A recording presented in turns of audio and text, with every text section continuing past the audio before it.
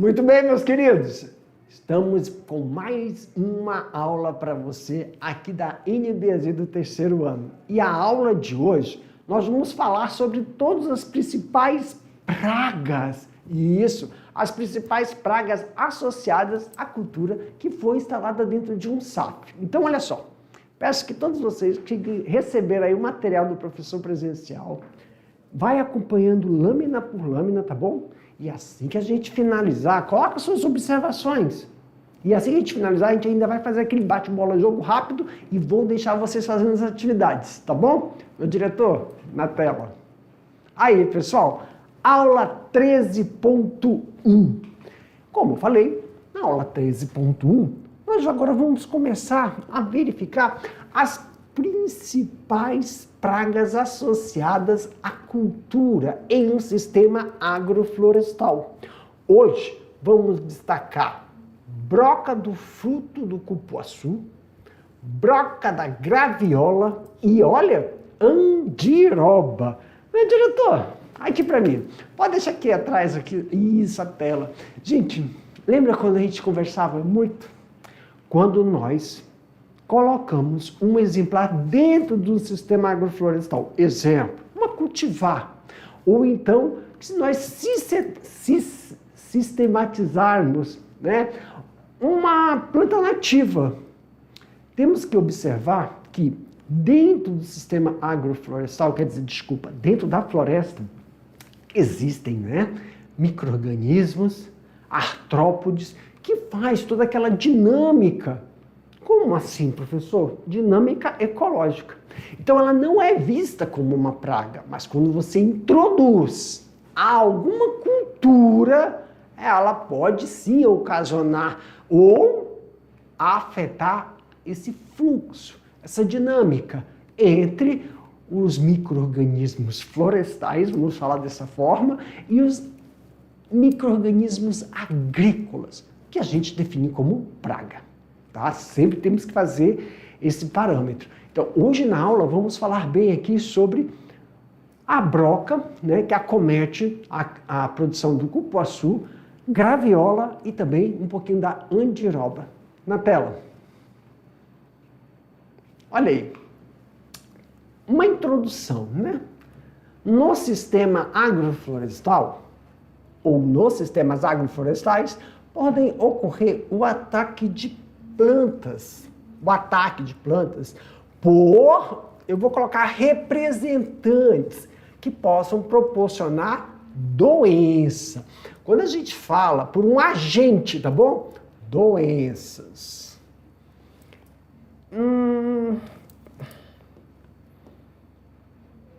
Aqui, ó. Por agentes. Praga é um termo técnico de quando você já conhece determinada ação, né? E a sintomatologia que ele pode promover no vegetal.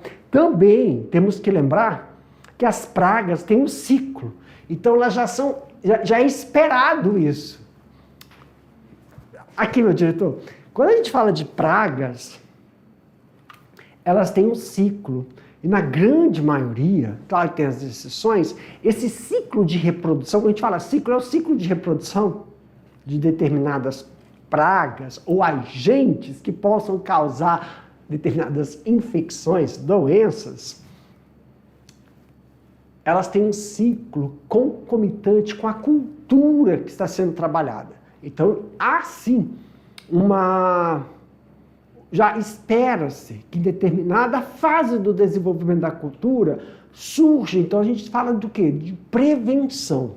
Vamos sempre nos remeter lá no primeiro ano, quando a gente falava sobre pragas, né?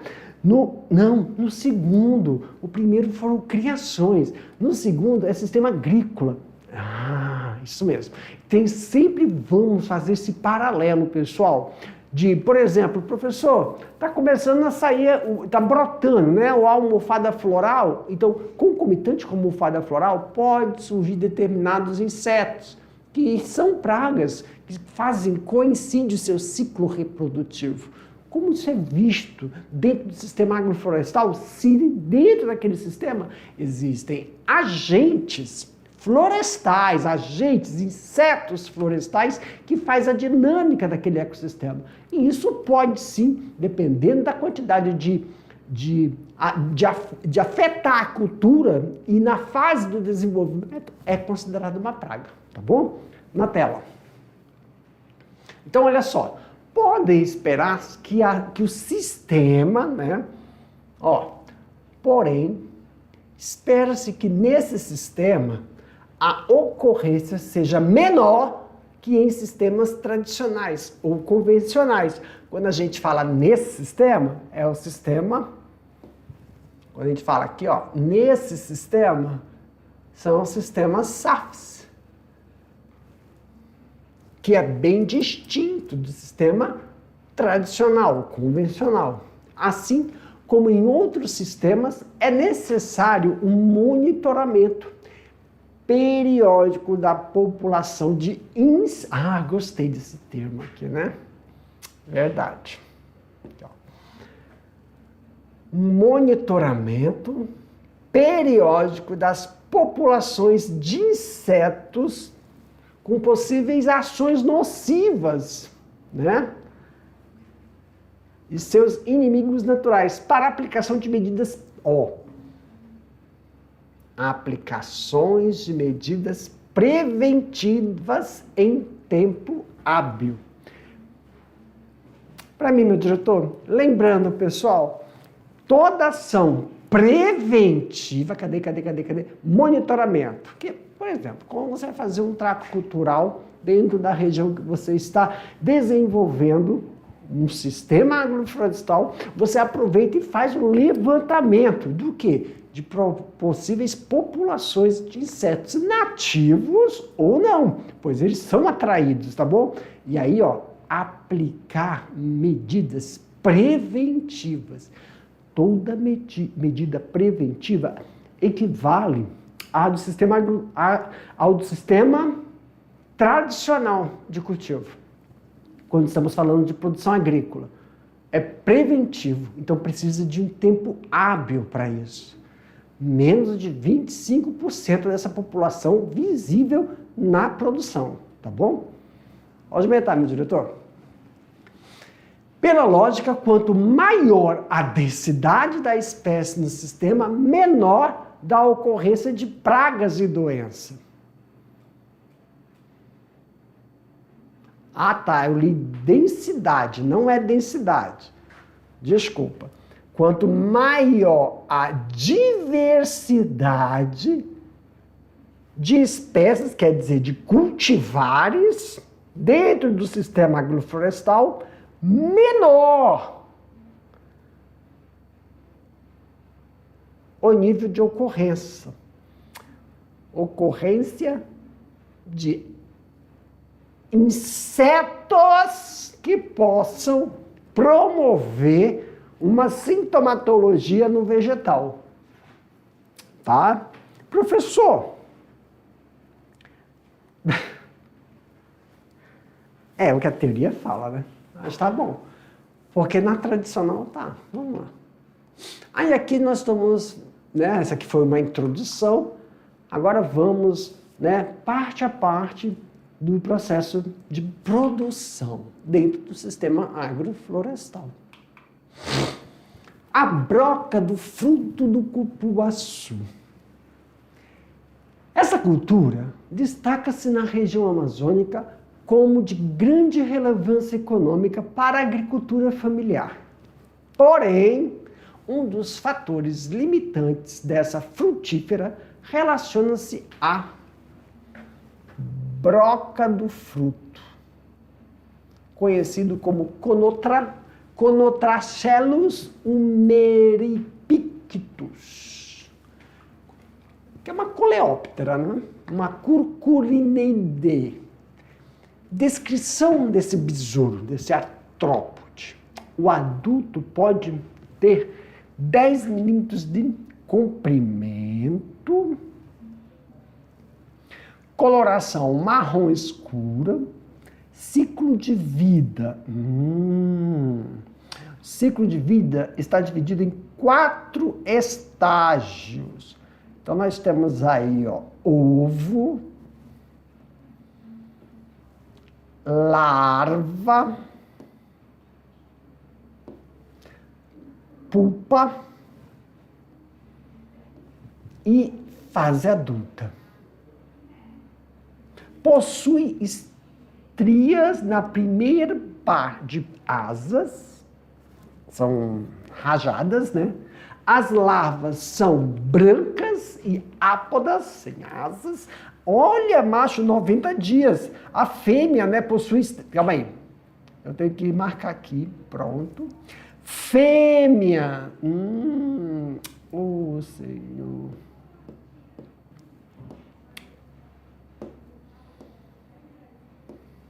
As fêmeas podem viver aí, ó. Vivem cerca de 95 dias e os machos 90 dias.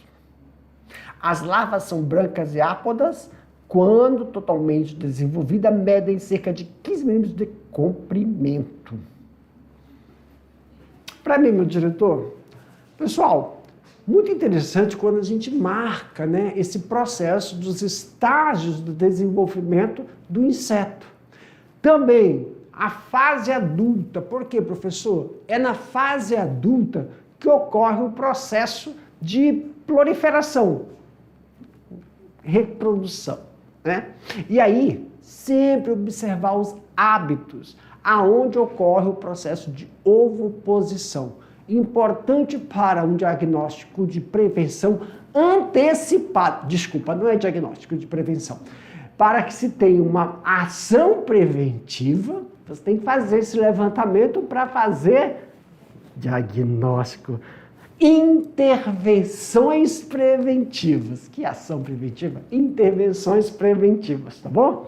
Na tela, meu diretor. Descrição do besouro, né? A pulpa, ainda. Nós agora estamos falando da ação, né? De todo o ciclo de vida dele e como ocorre o processo de comportamento. Então aqui, ó, na descrição do besouro, ainda temos. A pulpa são livres e de coloração branca creme. O tempo de pupação do macho é 65 dias e menor que a das fêmeas. A das fêmeas é de 73. Seu ciclo de vida compreende uma fase na parte aérea da copa e uma fase no fruto e outra no solo. Para mim, meu diretor, pessoal, aqui sim, aqui é uma informação que devemos guardar e é muito importante. Essa fase do ciclo que compreende a fase aérea, né? Aonde a copa, a parte arbórea, né, da frutífera, ela é ocupada pelo adulto, levando em consideração também que o fruto é acometido tanto pelo ovo, é onde você vai começar a observar aonde estão, ou onde ocorre o processo de ovoposição e as larvas, sendo que a sua coloração não auxilia muito no processo de identificação. E a fase da pulpa, olha aqui, ó, pulpária, a fase pulpária ou pulpa é no solo, aí que é a porção da onde ele vai, a larva cai, pode se alimentar, né, e para ganhar um peso de energia para entrar em processo de pulpa para depois transformar no besouro. Olha como é que é as características dele toda rajada. Aí que tá, pessoal. Depois que está no solo, que entra em processo de pulparia, é bem mais difícil, pois você não consegue ter essa ação aonde local. Então, também nós vamos ver o processo de formações de isca ou intervenções para diminuir ou controlar a população desses insetos dentro da fruticultura, claro, da fruticultura ligada à produção de cupuaçu. Na tela, diretor. A fêmea pode viver mais de 2 anos, passando assim de uma safra para outra. Quer dizer, na fase de puparia. Caramba! Danos ao fruto. O adulto ovoposita na casca do fruto e as larvas recém-eclodidas iniciam sua alimentação, escavando galerias direcionadas ao interior do fruto. Forte, né? Penetrando nas sementes e destruindo-as. Caramba! Quando atacados, muito jovens, os frutos caem antes do processo de amadurecimento. Mesmo os que atingem o amadurecimento têm sua polpa totalmente destruída devido à entrada de micro-organismos.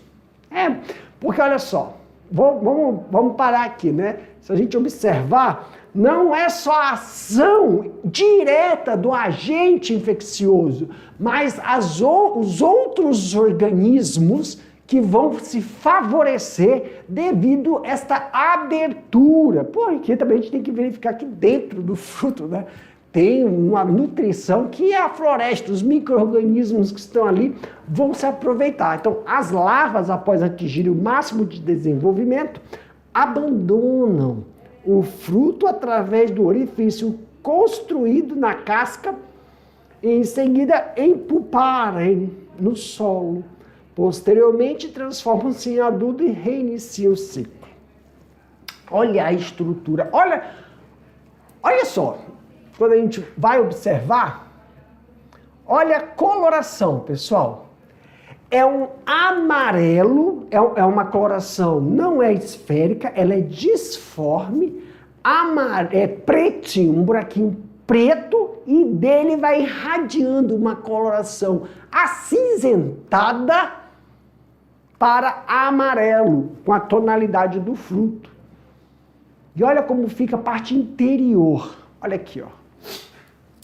Né? Porque ele não destrói só a polpa, mas ele destrói também as sementes. O conhecimento da bioecologia de Conotrachelos e estudos estratégicos poderão contribuir significativamente para permitir a implantação de programa de manejo integrado da broca do cupuaçu. Então, olha aqui, para permitir implementação do programa manejo integrado da broca do fruto.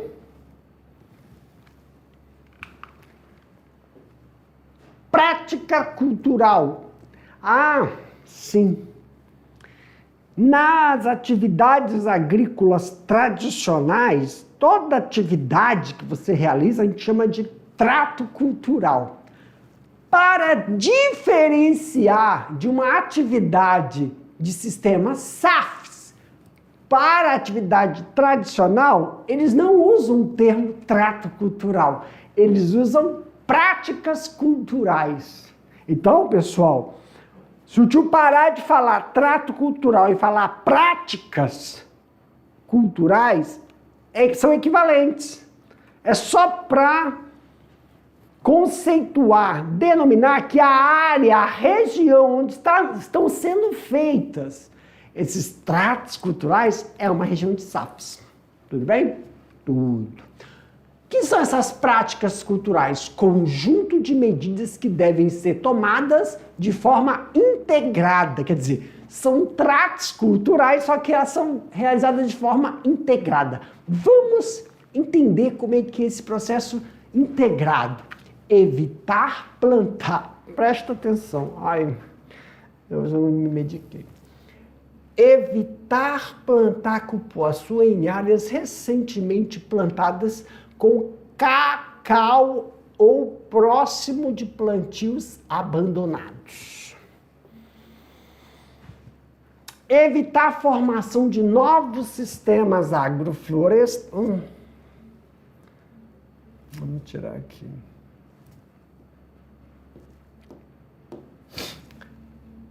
Evitar a formação de novos sistemas agroflorestais em áreas muito próximas à floresta ou capoeiras, evitando incluir plantas de copas densas que provoquem sombreamento à cultura.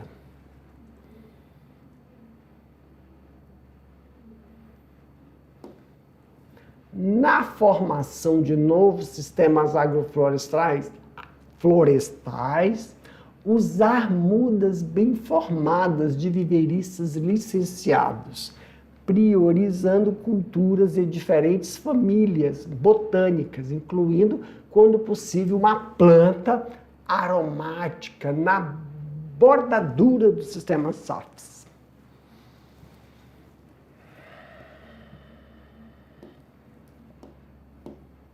Remover toda a vegetação sem valor econômico, inclusive rasteiras, para favorecer a circulação do ar no interior do sistema SAFs. Pessoal, aqui eu vou fazer uma observação, tá? Cuidado, sem valor econômico, mas se ela tiver um valor ecológico, que ela pode não ter nada que ofereça ao fluxo da economia, mas garantir alguma interação com o sistema da ecologia que envolve a fauna e a flora, a interação entre os representantes, então também não se deve tirar, tá? A vegetação rasteira só deve ser removida no início das estações chuvosas, porque o cupuaçuzeiro é extremamente sensível à perda de umidade.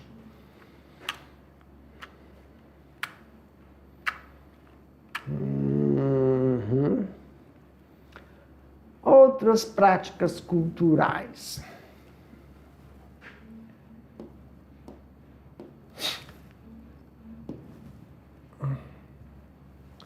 Realizar podas de formação, condução da árvore do cupuaçu com remoção de galhos inferiores, quer dizer, elevação da saia para afastá-los do solo.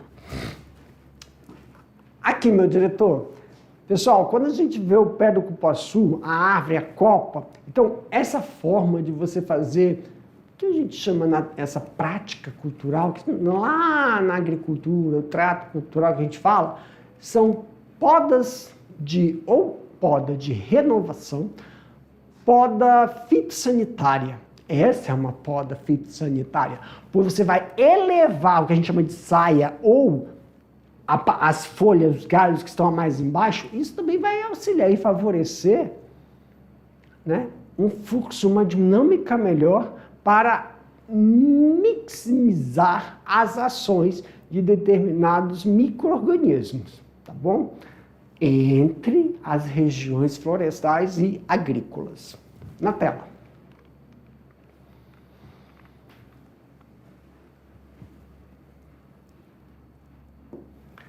Colher, preferencialmente nas primeiras horas da manhã, todos os frutos brocados do interior dos SAFs, com posterior queima ou enterro. Queima ou enterrar em valas de no mínimo 1 metro de profundidade ou afogando em água durante 3 dias. Melhor coisa, então, é tomar cuidado. Melhor queimar. Faz um buraco e queima. Para evitar, né? Formar aceiros de no mínimo 20 metros entre mata capoeira e os SAFs. Isso também auxilia mesmo. Priorizar a queda dos frutos fora da área. Priorizar a queda dos frutos fora da área de cultivo para evitar possível fuga e penetração das larvas no solo. Ah, sim. realizar a limpeza periódica dos veículos de transporte dos frutos para evitar a disseminação entre propriedades ou que façam associações, né? E durante a safra, efetuar inspeção na plantação semanalmente para verificar a presença dos frutos atacados. Isso é importante porque, desta forma, você restringe a área de ação, tá? Tomar cuidado com isso. E também, infelizmente, tem que tomar cuidado em relação à distância entre plantas por causa da copa. Por que você está falando isso, professor? Temos que lembrar que o adulto, o inseto adulto, a ação dele é na copa. Tá bom? Então, como é na copa, a proliferação, principalmente da fêmea, a proliferação dos descendentes em relação à fêmea, se ela estiver em processo de ovoposição, que vai sempre estar associado à época de frutificação. Em qual período da época de frutificação? Próximo ao processo de amadurecimento. Claro que muitas vezes o ataque ele não é tardio, ele é antecipado. Então, bem no início da formação do fruto, tendo lá já a formação da polpa, que é da forma que ele vai atacar as sementes, vai atacar a polpa para poder desenvolver e entrar no período de pupação. Ok. Vamos agora ver aí a graviola. Broca da graviola. As anonáceas, que são representantes, um nome genérico para designar as plantas da família Ananáceas, com anonácea, constituída por cerca de 120 gêneros e aproximadamente 2.300 espécies no Brasil. Estão registrados 29 gêneros. São variedades, né? Dentro das quais, é engraçado, né? Dentro das quais há cerca de 260 espécies, sendo algumas de importância econômica. As pragas da graviola estão constituídas por diversos tipos de inseto. Não tem um específico.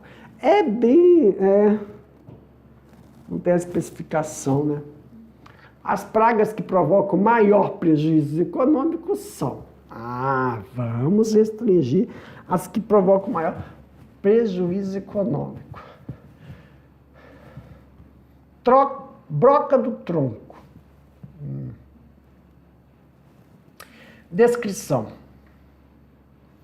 O adulto é um besouro Cratosommus coleóptera, curculionide, com cerca de 20 milímetros de comprimento e 11 de largura, de formato convexo e coloração preta uniforme. Os elitros são estriados, quer dizer. A fêmea deposita seus ovos no tronco. A fêmea deposita seus ovos no tronco ou nos ramos, inserindo-os em saliências da epiderme e nas interações dos ramos. Cada fêmea põe, em média, um ovo por dia. Caramba! Descrição do inseto. A larva tem coloração escura. Atinge 32 milímetros de comprimento e 11 de espessura. A larva eclode olha aí, depois de ovopositar, a larva eclode 16 a 21 dias após a postura e imediatamente começa a abrir galerias no caule e ramos. A larva permanece cerca de 100 dias no interior do tronco e alcança o estágio adulto após viver aproximadamente 50 dias como pupa. Caramba! A larva permanece cerca de 100 dias no interior do tronco e alcança o estágio adulto aproximadamente com 50 dias. Então, dentro dos 100 dias, quando chega a 50 dias, pupa. A pupa é do tipo livre. Observação. Os sinais característicos do ataque é a presença de vários escorrimentos negros. Então, isso a gente chama de sintomatologia. Então, olha aqui, ó. A presença de vários escorrimentos negros na casca da árvore, associada à presença da larva. Broca também, né? Na base do caule. E de excrementos de serragem que são expelidos pelos orifícios construídos pelas larvas, resultante da atividade do brocamento. Olha aí. Nossa, e aí ela se alimenta não só da parte do tecido vegetal, mas também impede o processo, né, de seiva bruta e a seiva elaborada. Olha o escorrimento negro, né, que eles falam, descrevem na verdade. E a parte serrilhada. Qual é a prática? Ou, como podemos dizer, o manejo de controle, né? Para a broca da graviola. Efetuar o monitoramento do plantio para fins de poda e queima dos ramos atacados. Poda... Como é que fala? Poda fitoterápica não, né, Jefferson? É a poda de limpeza higiênica, né? Recomenda-se também injeções com inseticidas de ação de contato e fumigação, escolhendo-se o último orifício no sentido descendente, quer dizer, né, Jefferson? O pincelamento do tronco com pasta base de cal, sulfato de cobre, enxofre, diazinon, sal de cozinha, água e outras medidas de controle eficiente para essa praga. O emprego de plantas armadilhas, como a Maria Preta, Cordia verbenósea, é outra excelente opção para o controle coleobrocas do gênero Cratosomus. A Maria Preta, porém, só funciona como planta atrativa da broca. Por isso é importante coletar e matar o inseto atraído por ela.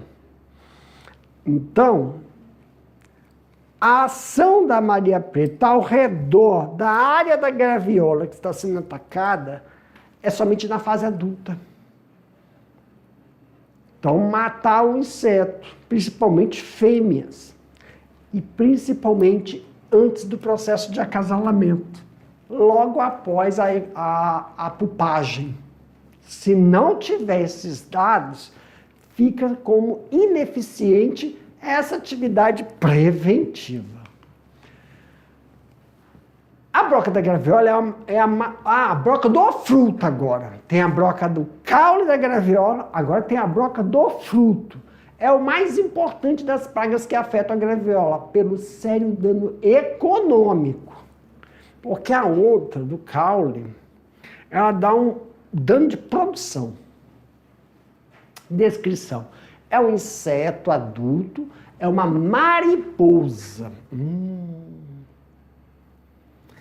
Ceconota anonella.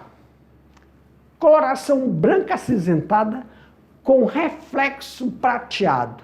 Possuem cerca de 2,5 centímetros de envergadura e hábitos noturnos.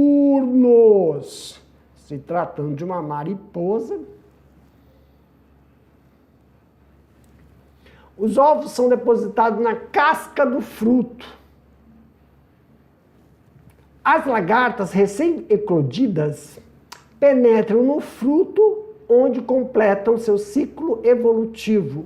Na verdade, é o ciclo de desenvolvimento. Mas como vão fazer metamorfose, uso evolutivo, né?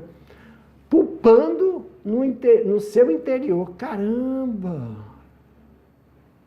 Quando completa desenvolvimento, apresenta coloração variada, de rosado a marrom e pode atingir até 25 milímetros de comprimento.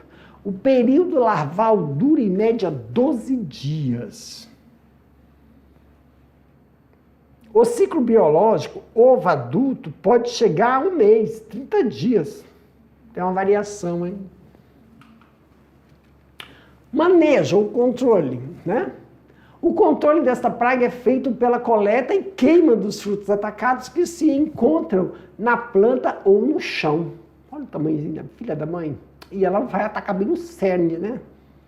As flores e os frutinhos sadios devem ser pulverizados a cada dia, a cada 10 dias, com os inseticidas. O monitoramento de uso de armadilhas luminosas, porque ela tem hábitos noturnos, né?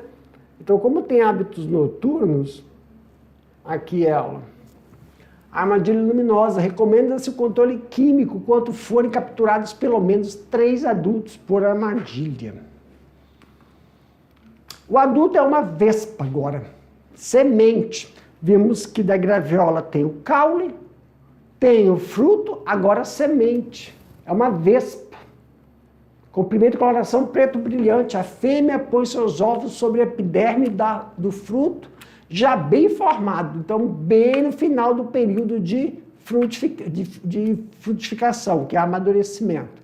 Após a eclosão, a pequena larva penetra no fruto, abrindo um orifício e fazendo galerias na polpa, em direção à semente. Na semente, a larva se aloja completamente e se desenvolve. Quer dizer, o período de pupação é dentro da semente. Finalizando nesse orifício, em seguida a larva retorna à semente, onde é em pupa, onde se empulpa. Então, antes de empulpar, a larva constrói uma galeria na polpa e finaliza um orifício na casca do fruto, porque ela está se alimentando para se desenvolver, né? Para pulpar. Olha aí.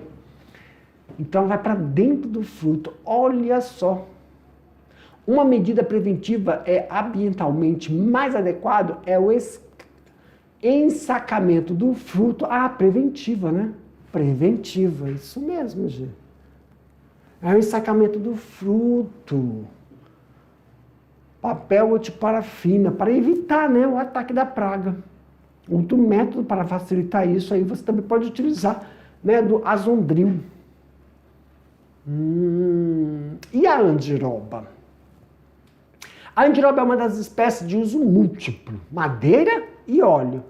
Pode ser atacada por mariposas, Ipsipila ferradilis hampson e a Ipsipiras grandelazelar. Principais larvas de ambas espécies alimentam-se dos cotilédones das sementes. Então aí nós temos aí a descrição, né, do inseto, uma mariposa, olha aí atacando as sementes.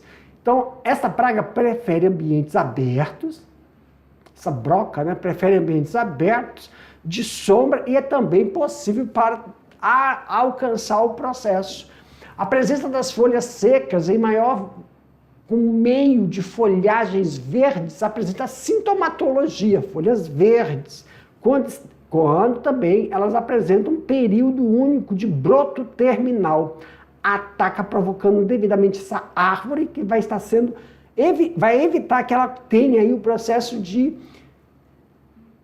distribuição do xilema e floema. Recomenda-se, então, controle silvicultural. Os plantios de meliáceas sob condições plenas e abertas, para favorecer e auxiliar nesse processo de controle. Para mim, meu diretor. Pessoal, finalizando aqui, daqui a pouco a gente volta para fazer aquele bate-bola, jogo rápido. Tchau, tchau.